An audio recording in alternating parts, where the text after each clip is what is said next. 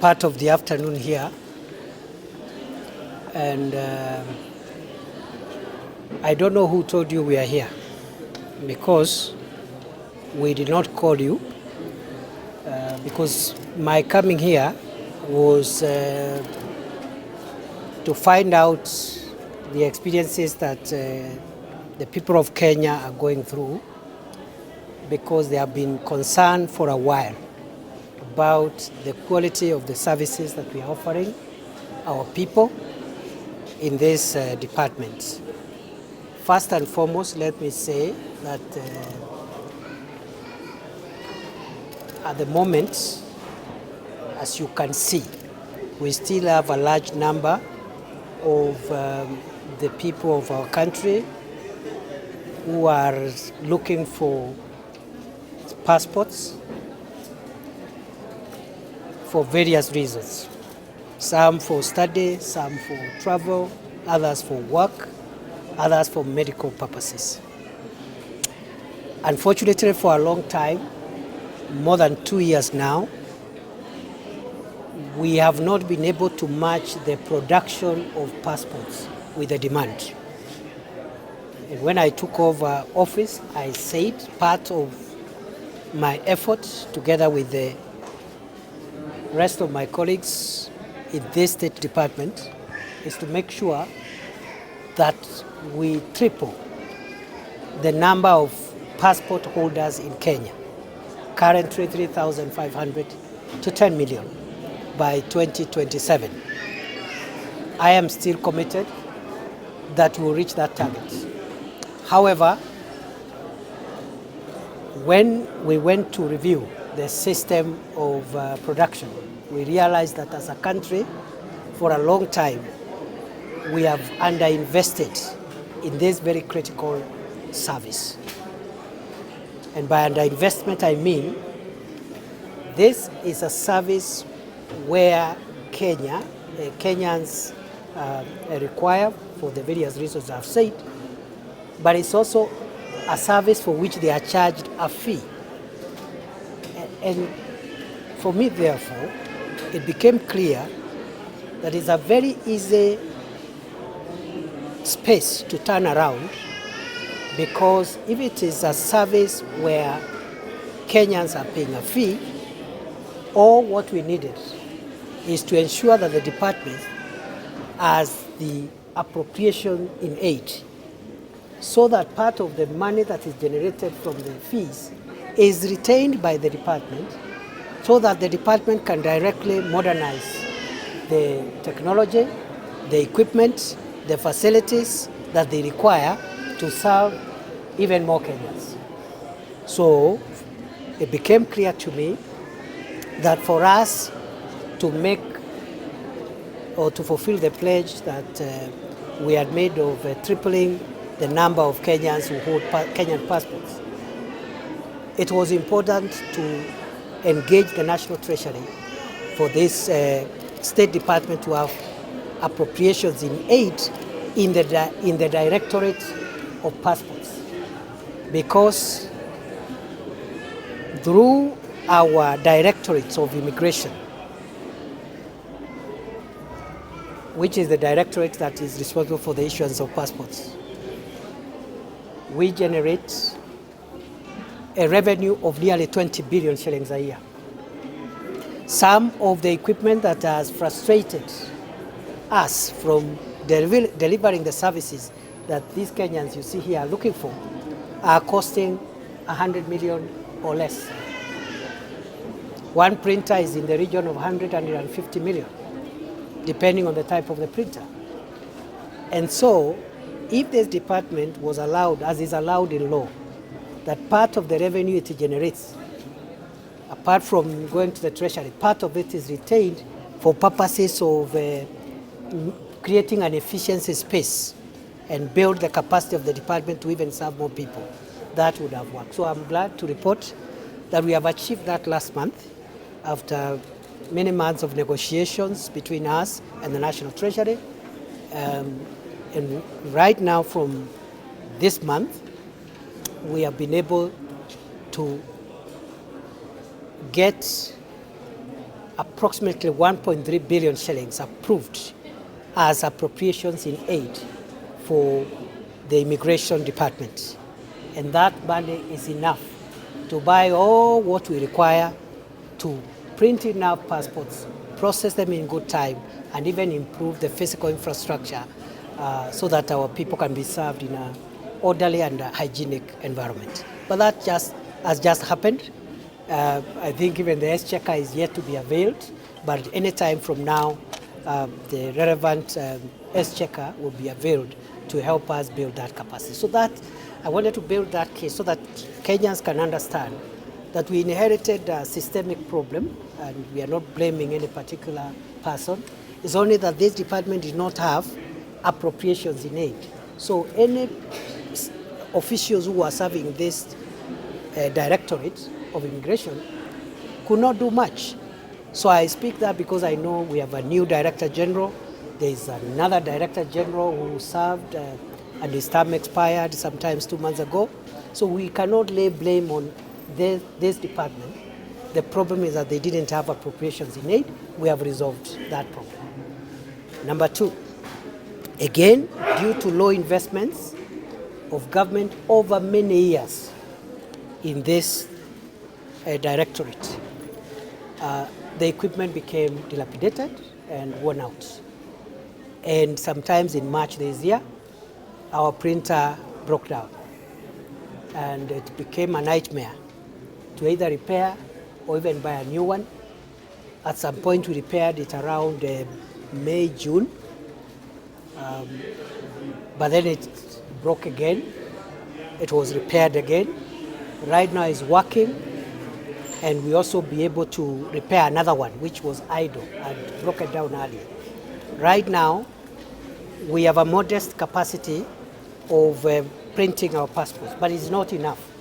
And because there has been a long backlog, and also considering more Kenyans are still applying, it has been very, very difficult to try and clear that backlog in the manner in which we had thought we could clear it.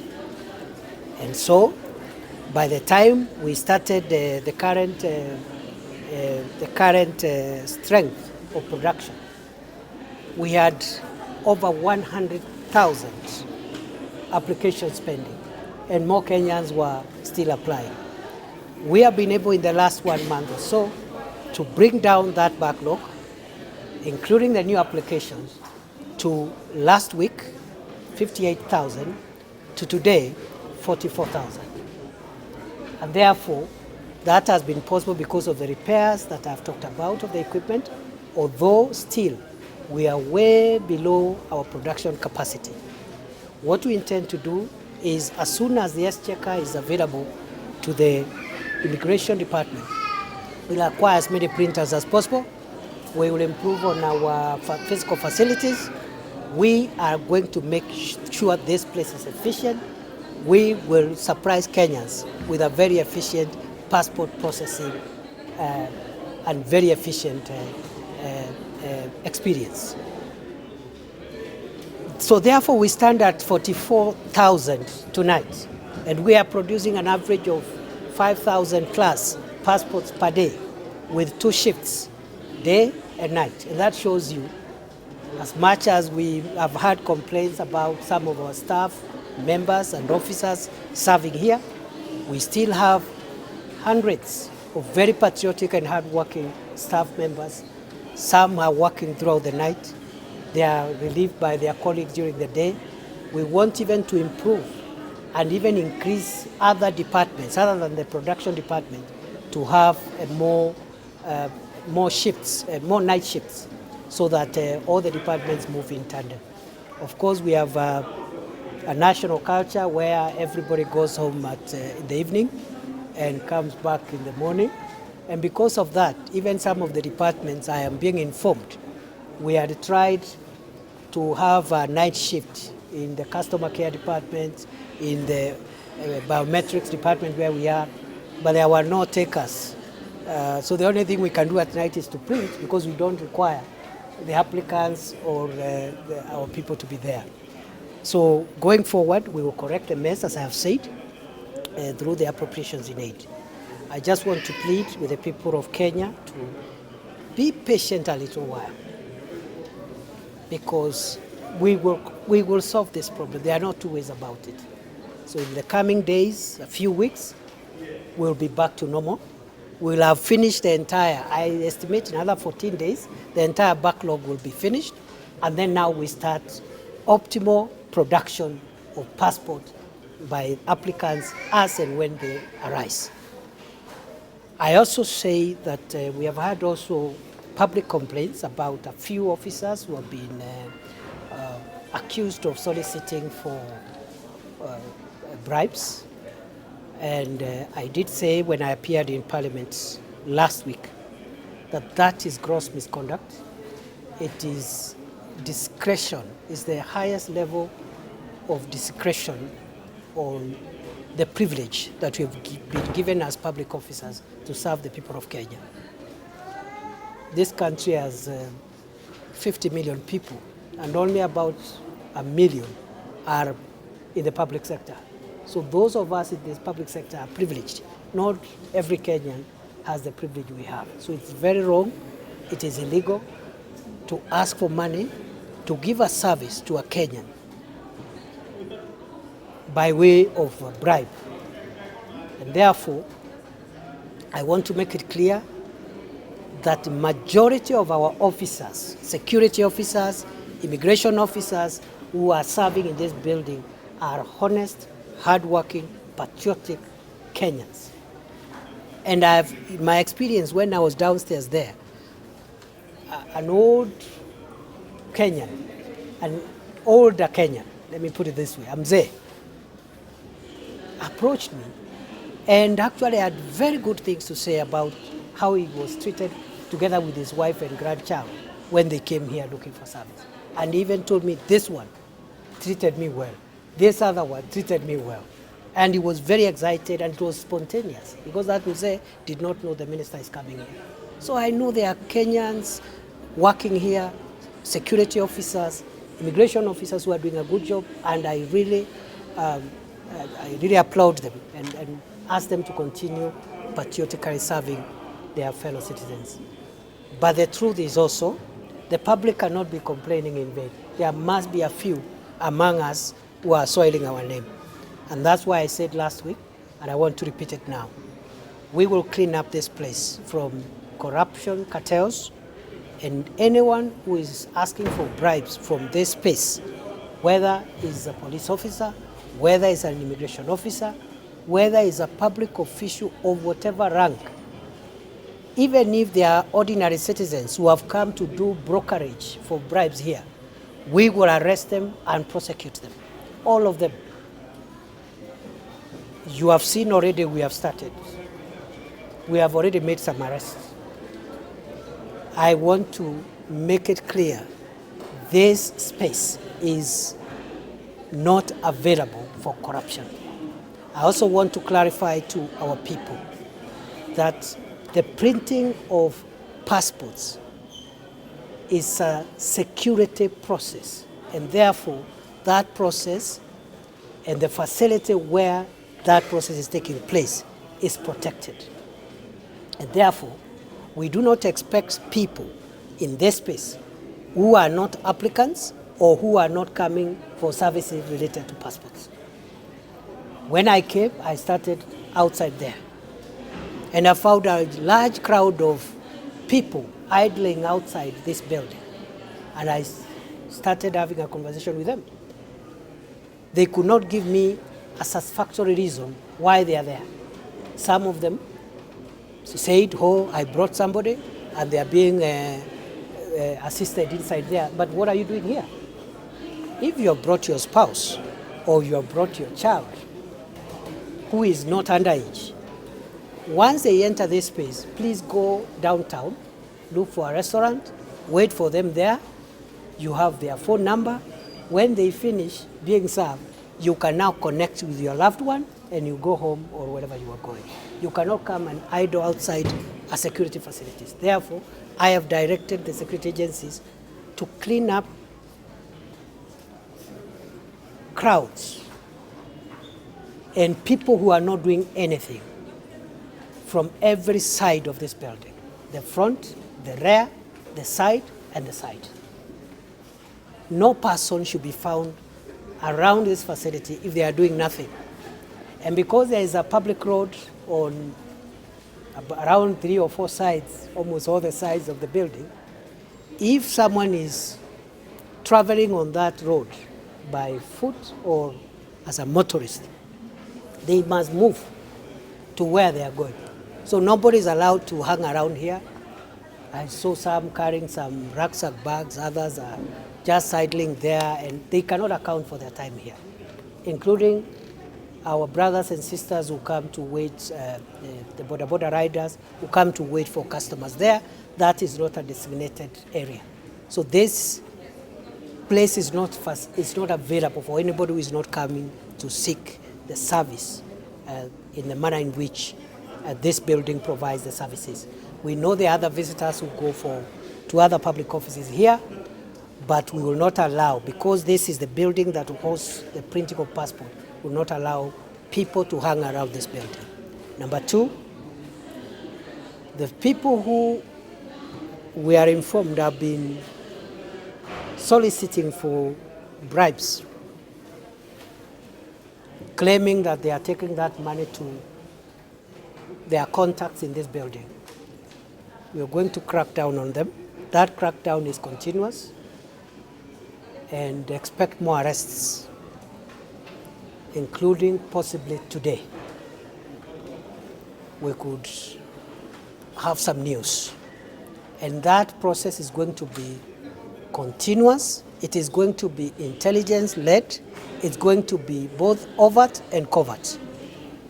By overt, I mean our security officers will not permit anybody to loiter around here if they are not coming here for services. But it's also covert, because it is possible for those brokers to migrate to nearby places and operate from there and still ply their trade. They tell someone, once you reach, you'll go this way, you'll see this person, and they think when they send SMS messages, we will not be able to know. We will know.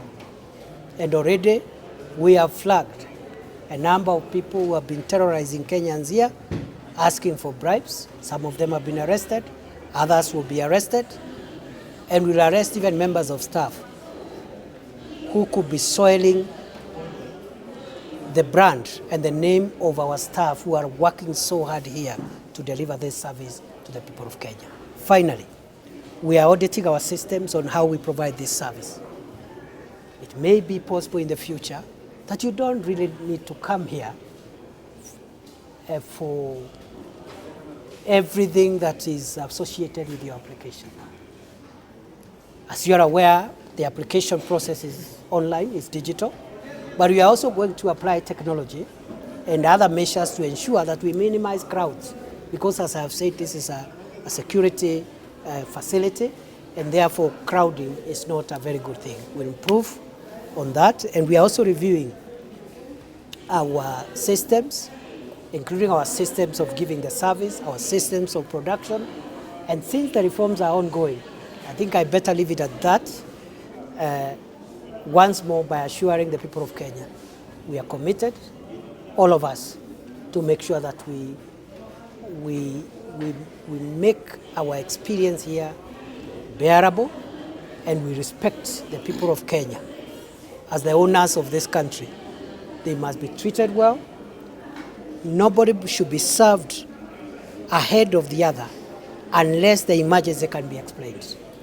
If it's a medical case, if it's an education case that has a deadline, a work-related employment case that has a deadline, another applicant who doesn't have an emergency will understand why this person is being given a fast track. But 10,000, 20,000, 50,000, 2,000 cannot be the basis of creating priority. It is illegal, it is criminal, and all the people who have been in this business for so many decades, they have operated from here. That has come to an end. It's not going to be possible again. They must look for something else to do, and even the alternative that they get must be a lawful alternative, not to go into another criminal thing. I wish you well, and I thank you for coming. But please, you don't have to. You know, this is my workstation. It's one of my workstations. If you hear I'm here, you don't have to come because, you know, it's just. And I vowed, I said I'll be reporting here almost every day. I'll be coming sometimes at night to see how the printing is ongoing. Some other times I come in the morning. Some other times I come on Sunday to see even what happens when it's weekend. But please, I thank you for coming. I wish you well.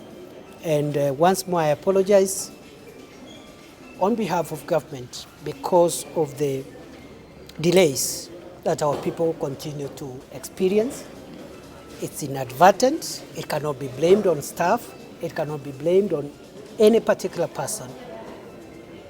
We are asking, and I ask on behalf of government, for a little more patience, and very soon, the Kenyan passport application experience is going to meet international standards. Asanteni sana.